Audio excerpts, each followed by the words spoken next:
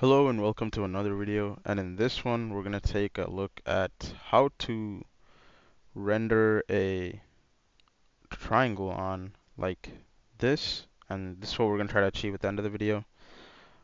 So it's going to be a coding one, so just follow along and I'll try to understand how this works. So let's get started. So first, make a folder, and inside that I have a subfolder or another folder made. And it's up to you how you want to organize this, but just I guess word of advice to make it easy for you guys kind of work with this because we're gonna have like 3 files minimum. So this is the folder I'm gonna be using. I just go in here, new, I create a new file, and the 3 files we're gonna want to make is index.html, and we're gonna have a fragment shader, and this is a JavaScript file, fragment shader.js, and then a vertex shader.js. So yeah, so these are the 3 files we're gonna need. And so what we're gonna do is like this. So from what we have done looked at in the previous videos where we looked at shader frogs. So that's basically what we're gonna do here with the fragment shader and vertex shader, and then use the index.html dude like for that to talk with the CPU, and then that to connect with GPU. So let's first begin by taking care of the fragment shader and vertex shader real quick because that's they are really simple. So we're gonna make a variable called fragment shader with a, is it tilde, is this? Make this, yep, that, and then go here. And what we're gonna want is, it's just like how it was in our shader frog. So let me show that to you guys real quick. So we go here, go to our class GitHub, and go to today. Go down here, and then the unilluminated shader, because we're just gonna look at basics, right?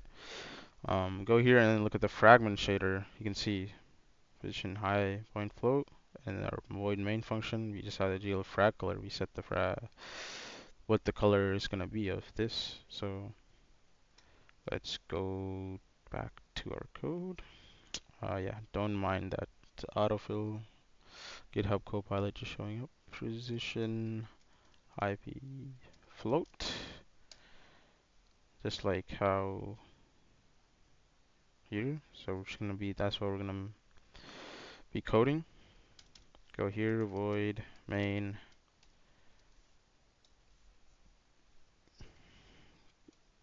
this, and then gl underscore frag color equals vector4, and then this is where we choose our color. I'm going with the dark green, um, but yeah, it's up to you guys what you're gonna do. Red, uh, blue, whatever you guys like. We can definitely mess around at the end with this. So yes. Alright, so that's it for our basic fragment shader. So now let's do the vertex shader next. This one, it's pretty simple as well. Just a few more lines on this. Um,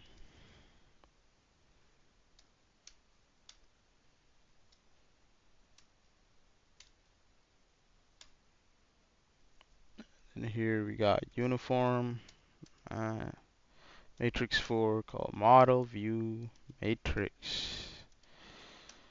Um, as you can see, go to vertex. Here you go. Camera space, matrix. So definitely I would suggest going back through the previous video, as some of those I tried to explain what each of these are. Um, I'm gonna try to go through this quick because the main part is for us the index.html, which you guys have not seen. So that's what I would like to focus on. So yeah, you guys can just code along with me. And yeah, so right now I'm just, putting what we've already seen and learned. So I'm not going to try to get into it. Projection matrix. Remember, in order to get the position, we take the projection matrix times the model view matrix times the vector 4, and then we pass in the position and 1.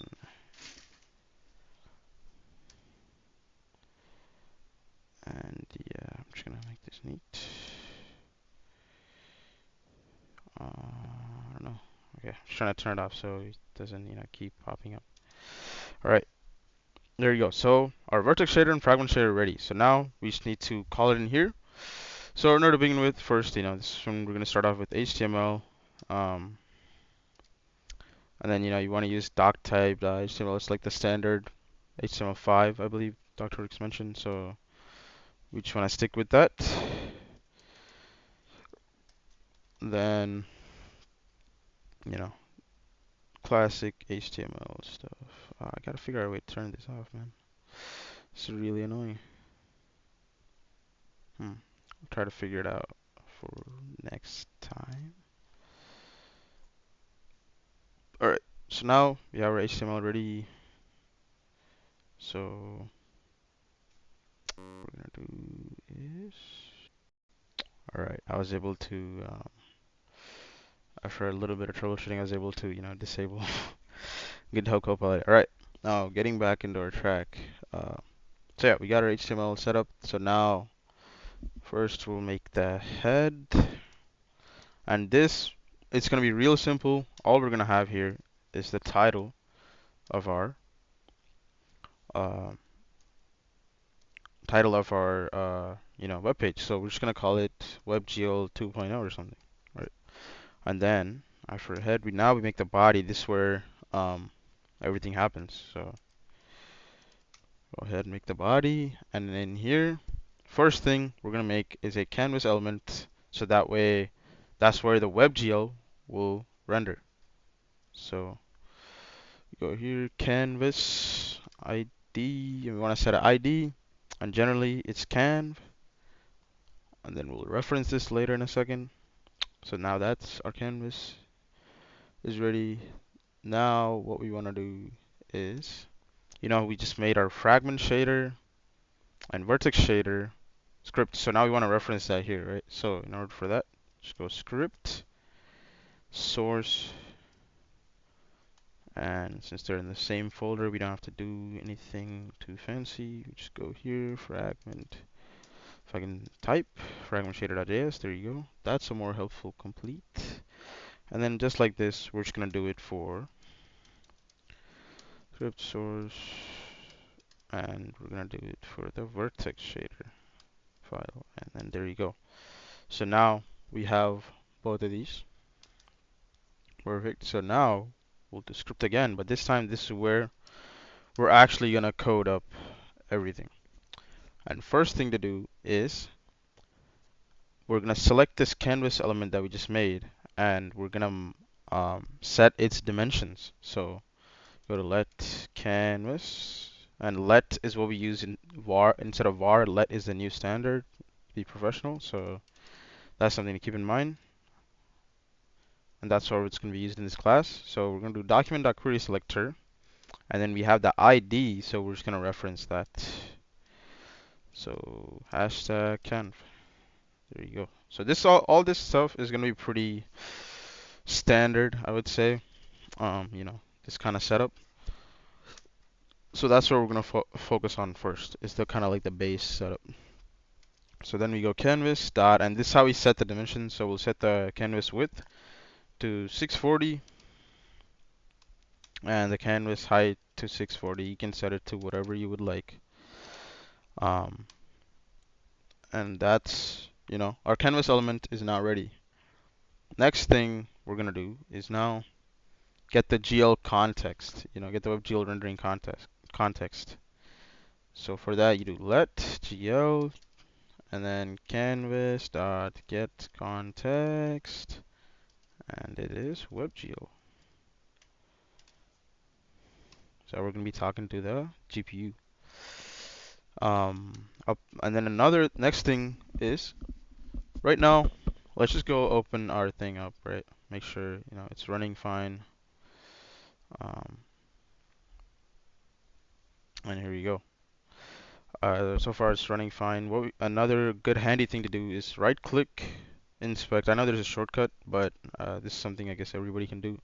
Is from here you can look at the console, what the errors we have right now, sources, each of the files, um, and yeah. So it's just an easy way. It'll help you debug when you're having issues. But currently we don't need it. Just wanted to show it to you guys. Um, so yeah, let's get back to coding.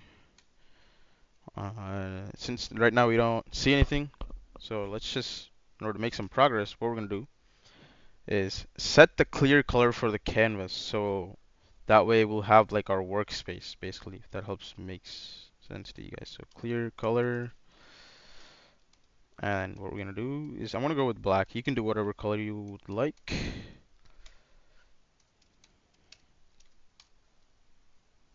There you go. So what that does is it sets the clear color to a desired RGBA value, and it'll be black with full opacity. That's what this line is doing. Now GL dot clear, and what clear does, even though it sounds clear, basically GL dot color buffer color, all caps, underscore buffer underscore bit. And what this is doing is it clears the canvas with the specified color. So this line clears the canvas. I know it sounds clear, which is kind of weird. You'd think like it's coloring it or something, but it clears it, the canvas space that we have made, 640 by 640, with this color. So I'm going with black. So let's go see that change. Hopefully, no. Oh, I guess we're not there yet. Sorry. We'll get there. We'll get there. I just gotten a little too ahead of myself. So keep this in mind, okay? So this will just be easy for you to work with in the canvas. So next, what we're gonna do is set up our model view matrix. So we're gonna go let model view matrix, and we're gonna make it a uh, initialize it as a 4x4 identity matrix. And the model matrix, it's what we're gonna use to position and transform the object in the scene. So in this case, we're just gonna be a triangle. So what in this, how we're gonna initialize this 4x4 identity matrix is by going new. It's gonna be a float 32 array and be 16. So that's how we make it 4x4. Next, now, if you remember the last video, I showed like a brief demo of where we had this matrix, where it was like 0, 0, 0, 0, and then um, just quickly demonstrating going like this. Alright, there we go. Like this, and then where we had this 1, 1, 1, 1, and then like -1. Kind of like that. So this is what we're gonna do, but then it's a lot simpler because we only need to change the index. Let me go back. So instead of having to go in and do this like this, we already have it all zeroed out. So we just need to go in and specify the index where we want it to be 0. I mean 1, 1, 1, 1, like that, and -1, and where we see. So this is the code for that. So which is model view matrix. We're specifying the index. So in this case, it'll be the first one. It scales the x-axis by 1. So, and then same thing again. You can even copy paste. Then we got a little autofill help. So we go to the 5th index. We go 1. And then also, I think a good question comes up to people is, oh, is semicolon strict in JavaScript? No, I don't think so. But it's up to you. It's people's preference. Some people just want their code to be complete. So yeah, whatever works. All right. Now the 10th index, we're gonna go put a 1, and then model view matrix. we're gonna go to the 14th, the C, and this we want to make it -1 because it'll it pushes the triangle away from the camera or from us instead of being really close, um, away from the camera. So yeah. Next, we'll do model view matrix, year 15, and then 1. All right. So now our model view matrix is ready. Next, we're gonna work on our projection matrix. And it's just like this. Like it's obviously not like exact, but it's pretty. The idea is very similar. So we're gonna make another initialize another identity 4x4 identity matrix using the new float 32 array. It's gonna be 16. And then what this projection matrix does is it's used to project the 3D objects onto a 2D screen. So we go here, but this one's a lot more or less instead, where we had to do that many. Just go here, matrix 1, similar idea as though. So 5, and then this one, you know, we make it for the perspective projection. We make it 11. Make it -1. So there we go. So that's set up. Next, we will go to the positions. If you remember, that's um, so this is going to be the positions of the vertices for the shapes, and these vertices can define multiple triangles in shape to be drawn on the screen. So yeah, so I'm gonna start off with the basic positions, and then we're gonna add to it, so that way you can kind of show like how you can mess around with it. So, and it's just gonna be like list, but then we're gonna code it this way so it's easier for you guys to see, because each index, it's X, Y, Z. So we go 0, 0, 0. Got our base. And you can obviously do this all in one line, but Dr. Ricks, showed that, it's better to do it this way so it's easier to visualize, and I totally agree with him. So we go this, that's our next point, or index, and then finally we have the third index here, 1, 1, 0. I'll kind of show it once we, render it on here. So yes, let's get back to it. And then now this kind of part is set up. So now we're done with like, kind of coding in JavaScript. Now we'll just kind of, even though this still be JavaScript, it's a lot more WebGL heavy coding now we're heading into, and this will sort of be like the boilerplate for all your rasterizers. So I'm gonna try to go through this as fast also while kind of explaining what they do, because this stuff, if you look at it, you'll just not know what's going on. So let's first begin by creating a shader program. And what this does, it'll combine the vertex and fragment shaders. So let shader equals gl dot create program. And I know I'm kind of explaining these, and some people might like comments. For that, I'll show you something later. Right now, I just kind of want to talk you guys through the code. So this line right here is what creates the shader program that we're going to use on the GPU. So next, we got uh, gl dot attach shader, and in here we call our shader, and then we load shader, and we go GL that we made, GL context, GL dot vertex shader.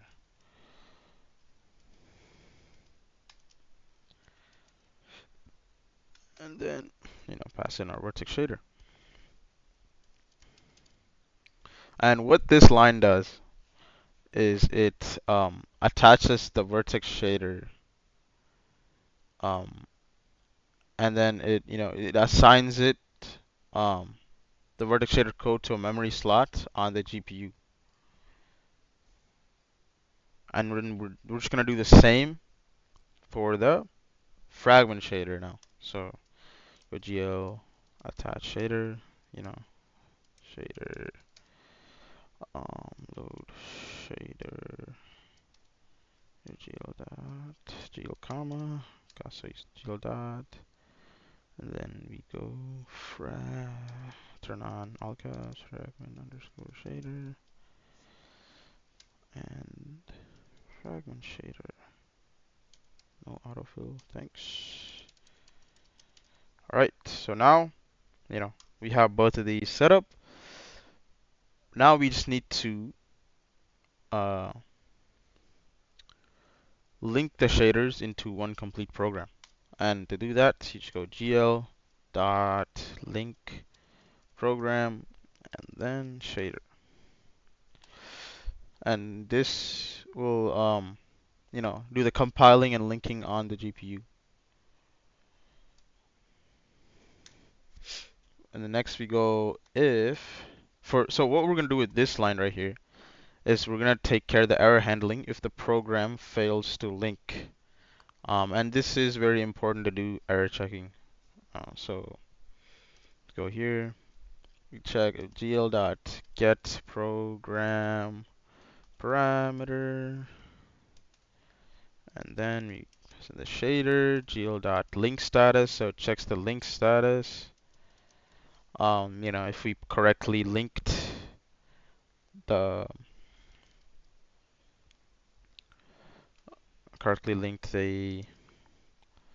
the vertex shader and fragment shader.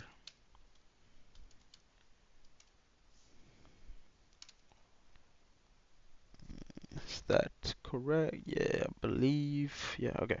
Just got a little thrown off by the brackets. So next, so that's one section, kind of like the setup section of the shader.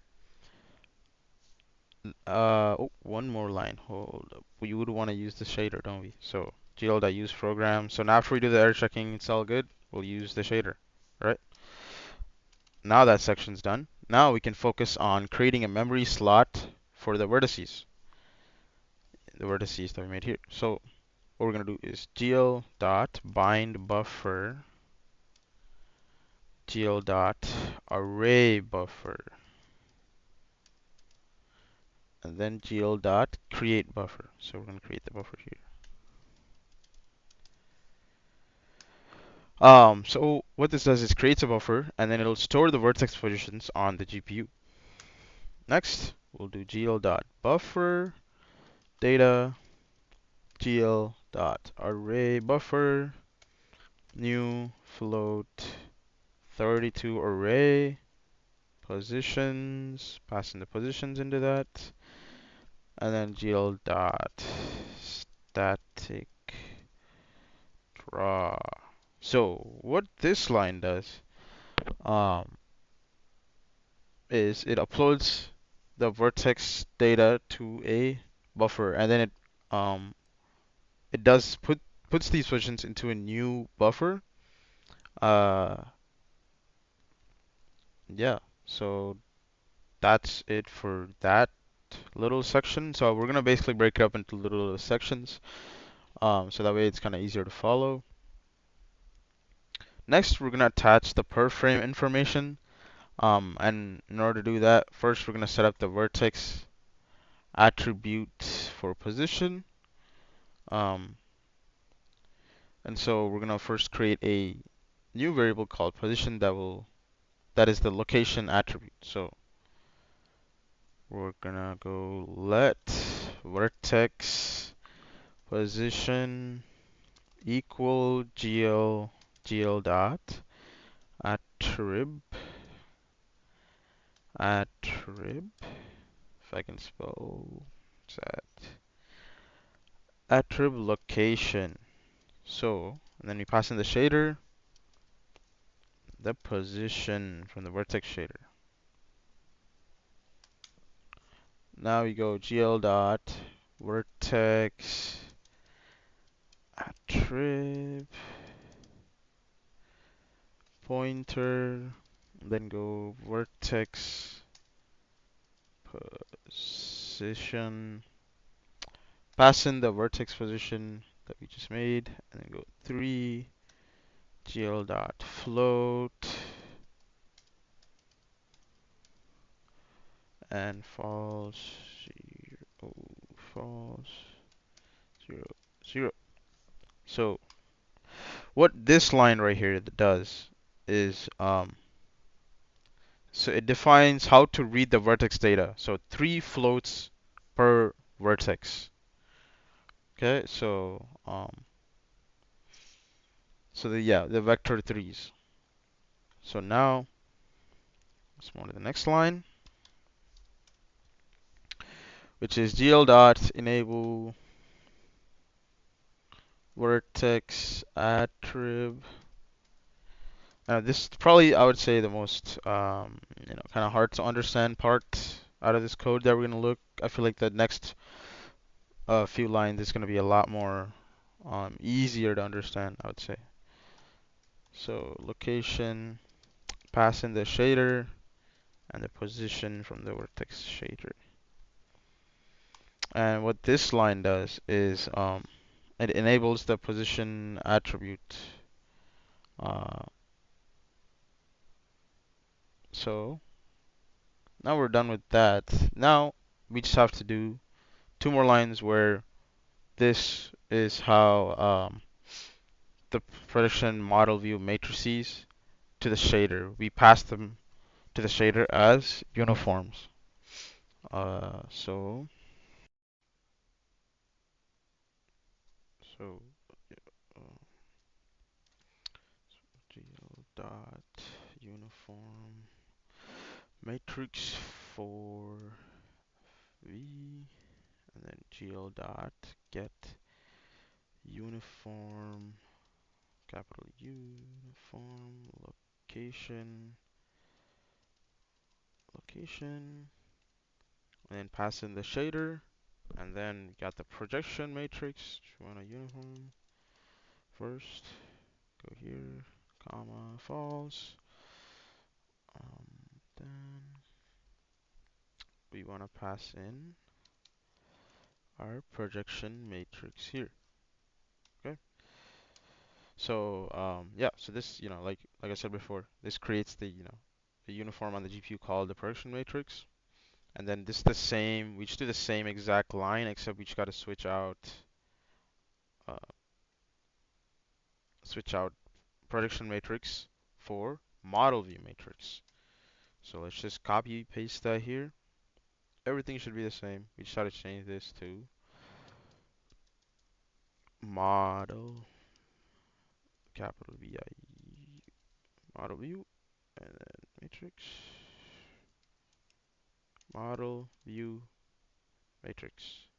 Perfect. So now, now with these 2 lines we upload the prediction and model view matrix um, to GPU. So now let's go to next. So that section is done. Now we'll go on to the section. So that was our attaching the per frame information section. Now we'll move on to our draw section, where this is where we kind of instruct how we want to draw it. First we got our indices. So we're going to use our let, and then indices. We're going to create a list here. And what this code right here is going to do, it's going to define the order of vertices to draw our indices, like which order it's going to be drawn. Um, so in this case, and how you get that is from these positions. So that's why having the positions like this really helps out. Uh, as you can see, that way we can be like, all right, draw this first triangle, and we go uh, 0, 1, 2 each vertices. So it's 0, 1, 2 like that. And then we go. Okay, so now the next line, what we're gonna do is we're gonna create a buffer to store the indices on the GPU. How we do that is gl dot bind buffer, like we have done before here. Go here, and then we do gl dot element, all caps, so element underscore array underscore buffer, and then comma gl dot create buffer. And this this creates a new buffer to store our indices. Next, we'll go and gl dot buffer data, and this is how we'll upload the index data to the buffer. So gl dot buffer data, and then again gl dot element array buffer. Now that you can use the autofill it, and then new uint16 array, and then pass in the indices so we can upload it. And then we'll do gl dot static draw right here. We should be able to fill it in.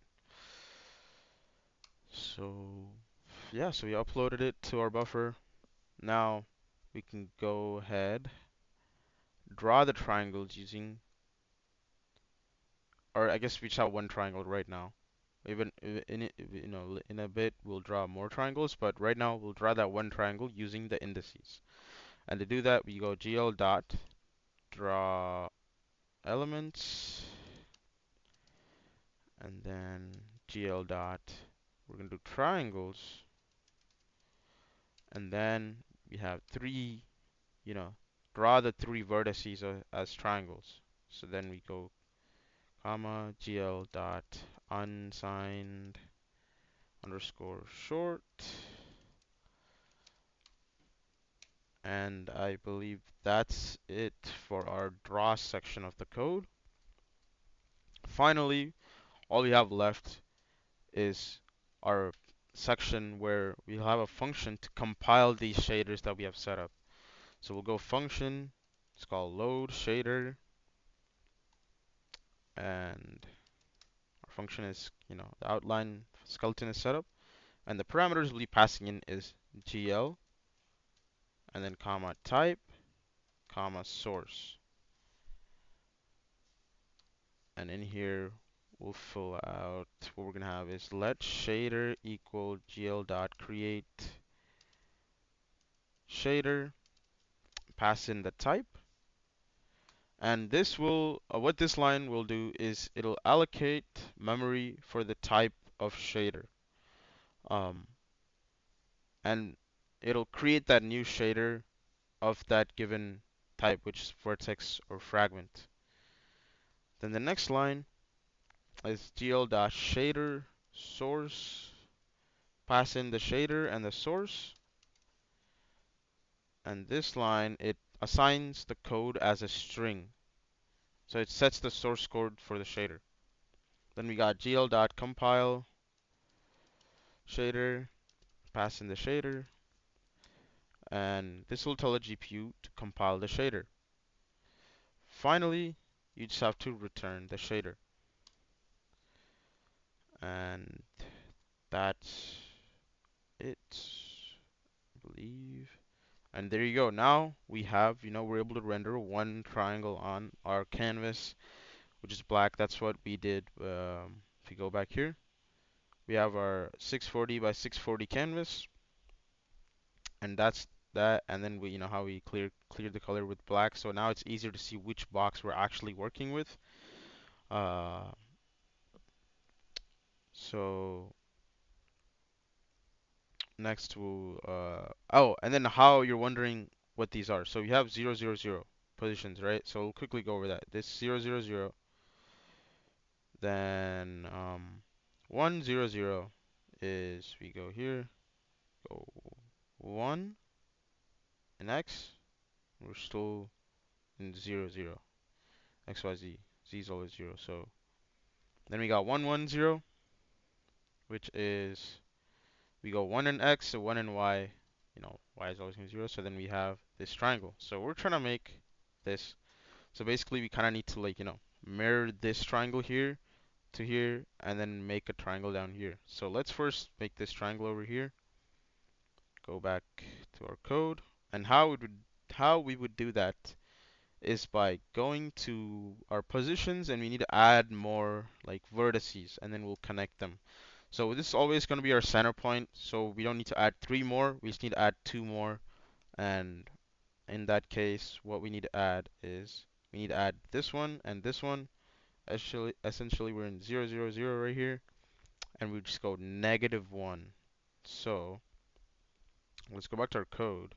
Now that we can kind of visualize and reference it, it'll be kind of easier to put these positions. So we go -1, comma 0, 0, comma 0, and then we go back here again, and then we want to get this one. So we go -1 and then -1. Go back to our code, -1. No, no, no, not -1. Whoops, I misspoke. So -1, but 1, because if we go -1 and -1, it'd be down here. We do not want that for what we were trying to achieve. So go back to our code. -1, comma 1, comma 0. With that, so now we have our like vertices. Now we go to our go here, and then we assign that, and we can do it kind of similar to how we have it in the position, similar format. Go here, you have 0, 1, 2. Next, we'll go 0, 0, 1, 2. We already have, we don't want that. 3, 4. So hopefully 0, 3, 4, that should do the job, but not yet, because here we only drawing 3 vertices as triangles. Now we want to draw 6 vertices as triangles. And there you go. We perfectly did that. Now we'll draw this triangle over here. And this is 0, 0, 0. We're gonna go 0.5. We're only going half of it. And then go down 0.5. So we're gonna go 0.5 x and -0.5 y. So let's go ahead and add that position. We're gonna go 0.5 and then down -0.5 and 0. And then we go back here. We're here 0, 0, 0. We'll go -0.5 this way in x and down -0.5 in y.